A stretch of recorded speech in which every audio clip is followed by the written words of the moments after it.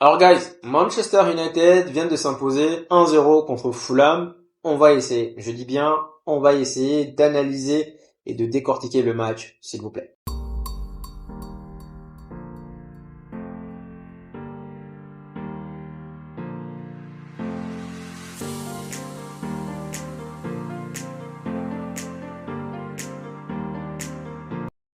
Pour être franc avec vous, j'étais énervé et frustré avant même que le match commence. Avant même que le match commence, j'étais déjà énervé et frustré. Rien à voir avec Manchester United, rien à voir avec Ten Hag. Je pense que je n'ai pas vécu le match comme je le devrais. C'est probablement dû à la fatigue. Ça fait plusieurs jours que je ne dors pas, voire très peu. 2 heures, 3 heures tout au plus. Et là, les répercussions commencent à se faire sentir. Je pense bien. Donc là, je suis en train de me battre sur plusieurs fronts. J'ai déjà dit les United, les IMA TV, les formations et les IMA Consulting. Et je pense que là, ça commence à craquer. Ça commence malheureusement à craquer. Et je commence à réaliser que malheureusement, avec toute la bonne volonté que j'ai, je ne pourrais pas faire les 4. Impossible. Donc, l'un ou deux d'entre eux doivent sauter. Probablement. Je vous dis ça parce qu'il y a de fortes chances, malheureusement, que ce soit les United. Je suis désolé, mais il y a de fortes chances, guys, que les United sautent. Donc là, on dit que la nuit porte conseil, bien sûr. Là, j'avais prévu de prendre 4-5 jours de repos, mais possible même que ça saute. Franchement, je pense que le temps ne me permet plus de faire bam bam bam bam. Je pourrais pas. Enfin, pour l'instant, en tout cas, à cet instant où je vous parle, c'est ce que je pense. On verra demain, on dit que la nuit porte conseil. Bref, juste pour vous dire que cela aura certainement des répercussions sur l'analyse d'aujourd'hui. J'ai pas vécu le match comme je le devrais. Pour en revenir sur le match, guys. Alors, encore une fois, je n'ai pas aimé. Maintenant, est-ce que c'était parce que j'étais déjà énervé, déjà fatigué, que j'ai pas aimé, ou vraiment je n'allais pas aimer de toute façon? Ça, c'est quand même quelque chose qu'il faut voir. J'ai pas aimé le match, honnêtement. Je sais que défensivement, il faut le souligner, on a progressé. L'année dernière, Wolverhampton est arrivé occasion sur occasion. Cette année, je trouve que Fulham n'a pas eu grand chose à se mettre sous la dent. Donc défensivement, on a progressé, mais j'ai revu les mêmes lacunes, les mêmes problèmes offensivement. Incapable de créer du jeu, incapable de dédoubler, incapable de proposer des solutions, incapable de vraiment me faire lever de mon siège. Maintenant, encore une fois, est-ce que c'est parce que j'étais énervé ou vraiment, même si j'étais normal, ça allait être pareil. Mais sincèrement, on a gagné 1-0, tant mieux. On prend les 3 points, mais j'ai pas aimé le match. Maintenant, oui, il y a beaucoup de personnes qui vont venir me dire, derrière, ce n'est que le début du match, ce n'est que le début de la saison, les 3 points, ça suffit, on prend. Oui, mais l'année dernière, on avait dit la même chose. L'année dernière, on est arrivé contre Wolverhampton, on a gagné, on était tout content, mais derrière, au fond de nous, on savait. On savait sincèrement que derrière, voilà. Pourquoi ça m'inquiète? Parce que je revois les mêmes choses. Et en réalité, c'est que il n'y a pas de hasard. Maintenant, on va peut-être me dire, ouais, les occasions de Bruno. Pour moi, c'est comme Mount en réalité. C'est pas des occasions franches. C'est-à-dire qu'en réalité, quand Bruno a la balle, surtout la deuxième occasion, quand il a la balle, je pense que le gardien est déjà sorti. Et donc oui, il frappe, mais le gardien est déjà sorti pour réduire l'angle. Donc par rapport à sa position, je ne vais pas le juger dessus. Par rapport à sa position, je me dis que c'est pas une occasion. C'est une occasion franche, mais on peut faire mieux. C'est-à-dire que les occasions, pour moi, on peut faire mieux. Et je trouve que c'est assez terne. En tout cas, c'est mon analyse personnelle. On n'est pas obligé d'avoir la même philosophie. Aujourd'hui, vous êtes 2500, 3000 à regarder. C'est littéralement impossible de partager la même opinion sur tout ce que je dis. C'est impossible. Même si vous êtes d'accord avec moi sur 99,999, il y a au moins 0,001% de fois où on ne sera pas d'accord. Donc certainement. Donc pour moi, je trouve que les occasions ne sont pas assez claires. Je trouve que ce sont des occasions, oui, c'est pas mal. S'il marque, on dit magnifique. Mais j'avais ce sentiment-là à l'époque où Ferguson jouait, où il y avait les attaques, où il y avait les ailiers, à chaque occasion, de me lever de mon siège. Vous voyez, il y a des 0-0 où vous dites, oh, 0-0, mais franchement, ils ont eu beaucoup de chance, on a raté, on a eu... Mais j'ai pas eu le sentiment aujourd'hui, à la mi-temps, même jusqu'à ce qu'on marque, j'ai pas eu le sentiment que derrière, il y avait une équipe qui était complètement supérieure à l'autre. Pour moi, sincèrement, c'était un match assez terne. C'était deux équipes qui se ressemblaient. L'année dernière, on a fini 8ème. Je crois que Fulham avait fini 9ème. Donc pour moi, c'est kiff bourrico. Il n'y avait pas vraiment une équipe qui a plus dominé que l'autre. Et sincèrement, avec toute la pré-saison, toute la hype qu'on a pris, je me dis derrière, voilà quoi. Franchement, je m'attendais à mieux. Après, peut-être encore une fois, c'est le début de la saison. Honnêtement, j'avais mis beaucoup d'espoir. Et c'est peut-être ça le problème. Je dois arrêter de mettre de l'espoir justement dans cette équipe. C'est peut-être ça en réalité. Parce que franchement, derrière, je trouve que je suis déçu. Et je pense même pas que là, ce soit une question d'être énervé ou pas. Je pense que je suis déçu dans l'animation du jeu. Dans vraiment, qu'est-ce que je fais du ballon, qu'est-ce que mon coéquipier, surtout le jeu sans ballon. Je trouve qu'on est parfois assez statique. C'est vrai que parfois il y a des, on combine bien, on ressort le ballon, mais je trouve que parfois c'est assez statique. Surtout les joueurs autour du ballon, enfin qui n'ont pas de ballon. Et donc quand Amad Diallo prend le ballon, ben il essaye, mais il y a personne qui bouge. Quand Rashford prend le ballon, donc c'est tout ça en réalité. Et donc si tu veux aujourd'hui vraiment faire dandiner une équipe qui joue bloc bas, ben, il va falloir qu'il y ait des mouvements, il va falloir qu'il y ait des déplacements, il va falloir percer, il va falloir combiner. Mais si c'est statique, je ne vois pas comment. Aujourd'hui, je suis désolé, cette équipe de Fulham, elle est naze. Moi, je trouve que nous ressemblons. Et j'ai l'impression que nous sommes nazes aussi, honnêtement. Maintenant, on a gagné, c'est vrai. Je pense que oui, on l'a gagné. Merci à Zerzi. Mais dans le jeu, guys, moi, je m'attends à plus. Encore une fois, il y a des 0-0. Si on avait gagné, on avait fait 0-0, mais derrière je sais pas. Je pense que honnêtement, les actions ne sont pas assez franches. Bref. On va pour rien me dire, mais je le dis. C'est mon opinion et je le dis comme je veux. Merci. Bref. Donc, pour en revenir sur l'analyse des joueurs. Pour en revenir sur les performances individuelles, sincèrement, je vous dirais que certains se sont démarqués, mais pas encore démarqués. Waouh, phénoménal. Je dirais que ma meilleure note à moi serait probablement un 6,50. J'ai pas de 7. Honnêtement. Ça, c'est mon ressenti. Je n'ai pas de 7. Je vois, oui, 6,50. Mazraoui, c'est bien débrouillé. Onana fait 2-3 parades. Il sort dans les airs pour récupérer le ballon quand il faut. Mais encore une fois, je m'attends à ce qu'un gardien de Manchester United fasse ce genre de choses. Donc, ce n'est rien de extraordinaire.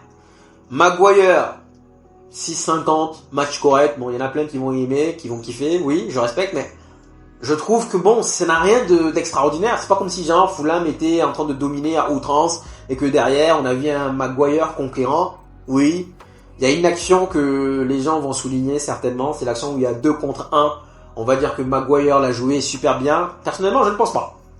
Je pense que c'est plus Pereira qui la joue mal.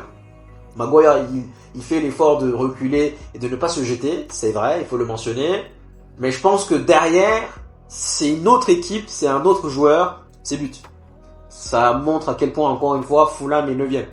Donc, est-ce que c'est Maguire qui fait l'intervention qu'il faut, parce qu'il est vraiment bien placé, ou alors c'est Pereira qui fait la mauvaise passe? Pour moi, c'est Pereira qui fait la mauvaise passe. Maintenant, on va dire encore je critique, mais bon, ça c'est mon opinion. Et je pense pas que, voilà, je pense pas qu'il ait fait quelque chose d'extraordinaire. C'est un match correct, je dis pas qu'il a été mauvais, mais encore une fois, le fait qu'il soit présent, encore une fois, ben, derrière, nos deux défenseurs centraux ne peuvent pas rentrer dans la surface adverse. Parce que, encore une fois, s'il y a un contre, on sait qu'on est mort. Donc, on peut venir dire qu'on va dominer une équipe qui joue bloc bas, mais dans le cas où nous avons 2 défenseurs capables justement de recouvrir s'il le faut, ben derrière ça change toute la donne. Du coup là, on est en train de jouer contre une équipe bloc bas qui joue à 11 derrière, mais nous on n'est pas 11, on est 8. Et c'est la raison pour laquelle d'ailleurs il y a un point qui m'a énervé, qui m'a même exaspéré, c'est les passes. J'avais l'impression parfois on fait 1, 2, 3 passes, on perd le ballon. 1, 2, 3 passes, on perd le ballon. 1, 2, 3 passes, on perd le ballon. Ça veut dire que parfois je trouve que le cheminement du jeu de Fulham est plus abouti que celui de Manchester United. Désolé.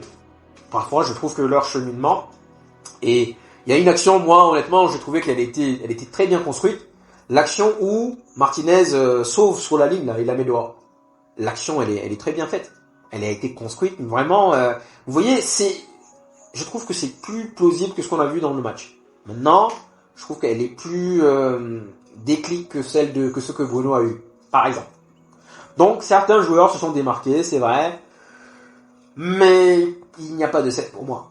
Dalot à gauche, c'est pas mal, mais encore une fois, pas de dédoublement. Il s'est fait cuisiner en première mi-temps contre Adama. Adama, de toute façon, c'est un mec qui est nul, mais chaque fois qu'il joue contre Manchester United, le mec, il devient je sais pas qui. Donc, Dalot vite fait, Mazraoui, ouais, Maguire, ouais, Meno, un peu tendre, pas gentil, Amad Diallo, déçu, honnêtement, déçu d'Amad parce que c'est un joueur que j'aime bien, et je trouve qu'aujourd'hui, bon, en même temps, c'est toute l'équipe, c'est comme un virus. Donc moi, personnellement, j'ai pas aimé le match. Et donc, je pense qu'il y en a aucun pour moi qui mérite un 7. Bruno, sur les occasions qu'il a, je vais pas le juger, honnêtement. C'est pas, pour moi, c'est pas une occasion vraiment franche. Donc, je vais pas le juger dessus. Je vais le juger sur sa prise de décision. Moi, que j'aime pas, c'est Bruno. Et encore une fois, vous n'allez pas le comprendre. C'est votre droit. Je respecte, mais c'est mon droit également. C'est le fait que pour moi, un 10 doit fluidifier le jeu. Mon 10 idéal, si vous voulez, c'est une espèce d'Ozil. Voilà mon 10. Un mec qui n'est pas un but des buts, qui ne cherche pas les buts. Pour moi, mon 10 idéal, c'est Ozil. Et je trouve que Bruno, parfois, il se retrouve dans l'axe, plutôt que de servir et de vraiment élargir le jeu, il frappe. Alors que souvent, il y a 2-3 personnes devant lui. Et je suis désolé, ce n'est pas qu'aujourd'hui. Il le fait systématiquement. Tout le temps. Tout le temps. Donc pour moi, c'est moi qui parle, merci bien. Pour moi, Bruno n'est pas la solution en 10. Maintenant, on va me dire, ouais, Mount a été catastrophique aujourd'hui. Je ne vais pas venir le défendre. Aujourd'hui, il a été nul. Comme tous les joueurs. Mais, il y a une chose que je vais souligner. Je pense qu'il y a un Mount avec et un Mount sans Bruno. Je pense que pendant la pré-saison, quand Bruno n'était pas là, pour moi, le peu que j'ai vu, 45 minutes, j'ai trouvé très vif, qui tournait autour. J'ai trouvé vraiment intéressant. Mais les 2 matchs où il jouait avec Bruno, pas bon. Et le seul match l'année dernière qu'il avait joué sans Bruno, encore une fois, c'était un cup. Et je crois que c'était l'un des meilleurs matchs. Donc moi, encore une fois, c'est mon opinion, c'est mon avis. Je préfère Mount en 10. C'est mon avis. Ça plaît pas, c'est mon opinion. Donc, pour moi, voilà, je pense que Mount n'est pas compatible. Enfin, il a peut-être un problème avec Bruno, ou je sais pas, mais chaque fois que Bruno est là, il joue mal. Faudrait essayer de le voir tout seul, mais chaque fois que Bruno est sur le terrain, il joue mal. Bon, ça c'est mon opinion. Ça c'est pour mes seulement. Rashford, j'ai pas aimé. Mais par contre, il y a un point quand même que je veux souligner, c'est favoritisme. Bonjour. On me dit, ouais, tu parles de favoritisme. Guys, pourquoi? Franchement, à la mi-temps, j'ai dit une phrase, j'ai dit, moi je sortirais Rashford et Bruno, mais sors Amad et trucs et Mount, ça me dérange pas. Voici ce que j'ai dit. Parce que on sait tous, avant même qu'il affiche sa compo, on sait tous que les joueurs d'avance, il n'y a pas de truc. C'est qu'Amad Diallo ait déjà 2 buts, 2 passes décisives à son actif, c'est Amad Diallo qui va sortir. Mount va sortir toujours par rapport à ces deux-là, par rapport à Rashford, Bruno. Je suis désolé, on peut taper sur Mount, on peut taper sur Amad Diallo, oui, mais Rashford n'était pas mieux, Bruno n'était pas mieux non plus. Mais systématiquement, ce sont les 2 autres qui vont sortir. Systématiquement. Et donc, pour finir, je vous dirais, Zerzi, encore une fois, Ten Hag nous dit en conférence de presse qu'il n'a pas été à la pré-saison avec nous. Ce n'est pas un milieu de terrain. Un milieu de terrain a besoin de comprendre la philosophie du coach. Il a besoin de voir vraiment s'adapter au coach. Qu'est-ce que le coach veut? Qu'est-ce que le coach exige? Ça, c'est le rôle d'un milieu de terrain. Le rôle d'un attaquant, c'est justement le fait que ça soit bien huilé, que le milieu travaille très bien et qu'on te serve sur un plateau. Le but que Zerzi marque, il n'a pas besoin, je suis désolé, d'aller faire une pré-saison pour la mettre au fond. Belle passe de Garnacho d'ailleurs, mais il n'a pas besoin d'aller faire une pré-saison avec l'équipe pour s'adapter, il peut la mettre. C'est un attaquant, c'est son rôle. Donc pour moi, dans le cœur du jeu, oui, je suis d'accord, dans le cœur du jeu, les latéraux, les milieux et ainsi de suite, ils ont besoin de comprendre parfaitement la philosophie du coach, mais le gardien et l'attaquant, non. Pour moi, non. Honnêtement, je pense pas que Zerzi avait besoin d'aller faire une tournée, il aurait pu commencer aujourd'hui. On va me dire peut-être qu'il n'est pas fit, possible. Mais bon, en tout cas,